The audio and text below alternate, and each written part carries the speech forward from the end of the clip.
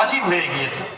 জাকাত আদায় করার জন্য এখন তো বাংলাদেশে আর এরকম ইসলামী শাসন ব্যবস্থা নাই, আছে নাকি? যে সরকারের পক্ষ থেকে জাকাত আদায় করার জন্য কর্মচারী এসে আপনাকে তাগাদা দেবে, এই যে মাতাব্বর সাহেব আপনার বাৎসরিক জাকাত এসেছে 12,000, তাড়াতাড়ি দেবে, আছে না? কিন্তু সিস্টেম আমাদের দেশে নাই। এটা নিজের ইমানি শক্তিকে জাগ্রত করে আপনার উপরে জাকাত যদি অজীব হয়ে থাকে তাহলে আপনাকে জাকাত দিতে হবে।